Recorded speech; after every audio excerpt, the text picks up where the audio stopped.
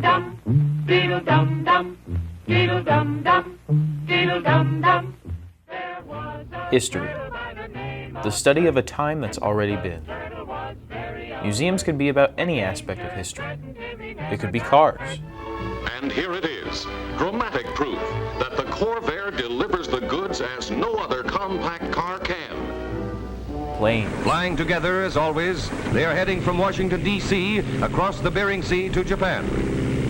Politics. I'm not satisfied when we are failing to develop the natural resources of the United States to the fullest. Military campaigns. At low tide, the huge propeller of the Oklahoma, stilled by the enemy, was high above Anything. water. It wasn't so long But due to the ago in pandemic, history of many man's museums have voyage closed their to a better doors. world, So let's remind ships ourselves were why we should carrying support eager these museums passengers toward the and why they're shores so of a new important. nation that was just in the building.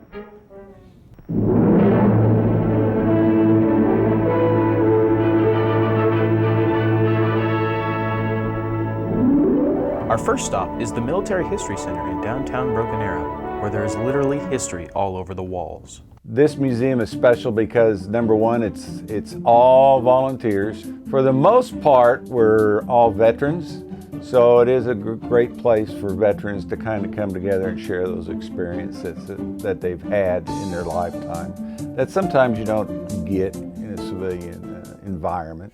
We swept it the valley and retook the hill here. Oh, I think every museum has a spirit of its own. And this one does represent all the services in the United States military. So I think each museum is probably unique in what it is trying to portray to you. But the museum, got to remember, is part of our history. And our history in this country is something that I'm afraid is being lost. And you won't know until you start reading about it. So we're sitting in a library. We've got over 4,000 books in here. They're all related to military history. So every museum offers something to you, and everyone's going to be a little bit different. We have over 2,500 exhibits in the museum, so picking one out can be difficult. But I do enjoy the World War I uniforms that we have. All our uniforms, except for about 4 or 5 of them, are original, so they all existed on somebody. While we know the stories of a lot of them, sometimes people coming through that are doing the tours can help add to it. So there's just a lot of history in this museum, and people don't realize to the extent. We don't have any tanks or trucks sitting outside, but we do have a lot of information on the inside through the uniforms that are displayed on display, and some of those personal items that went with them. So we have all those little things that you may not see somewhere else just because you're wanting to look at a tank or something of that nature. I've learned to enjoy history more as I've gotten older, and because I am a 20-year Air Force veteran, I've learned the importance of history, so it's a great place for me to come and be comfortable with other members, ex-members of the military, and still have that little feeling of military camaraderie that we have here. So I think that's what this offers for us.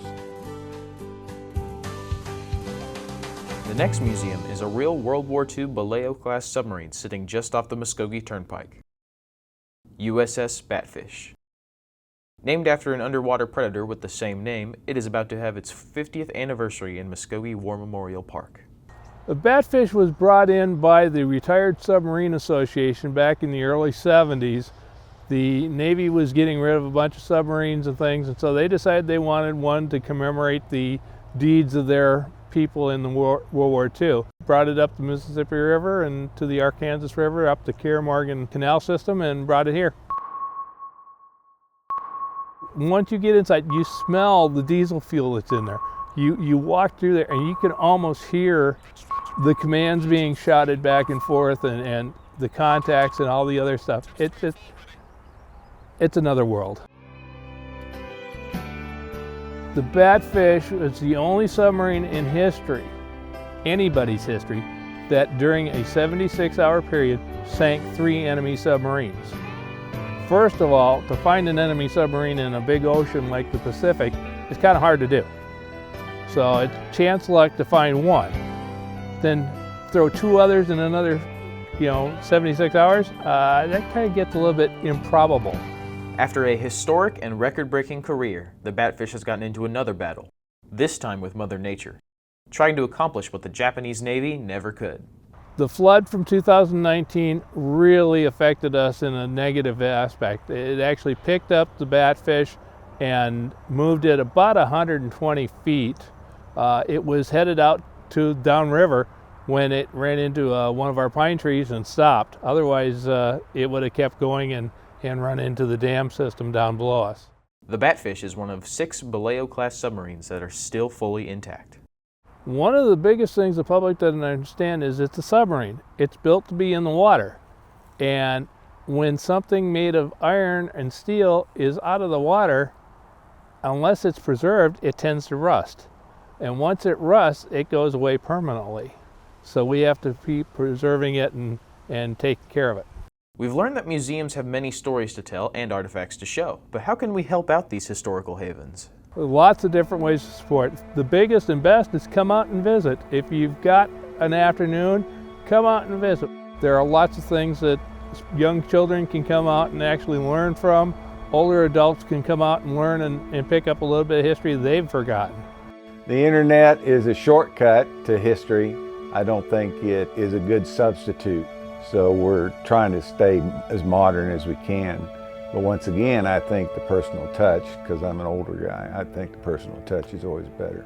If you don't go to a museum, at least send them a donation if you enjoy what they're doing, because it costs money to make those presentations and everything. If anybody comes in and starts walking on our brick walk and look at our flagpoles outside, look down, those are family members, and you can buy a brick for your family member and we'll get it engraved and put in there. Museums in general, they're history. They're there to remind us of the mistakes that were made or what has happened in the past, and good or bad, we need to remember that. No human being is perfect, so therefore, we're going to make mistakes. And if we don't remember our mistakes and teach ourselves about those mistakes, we're going to repeat them. So that's what museums are there for. They're to remind us of what we've done right, and in some cases remind us what we need to work on a little bit better.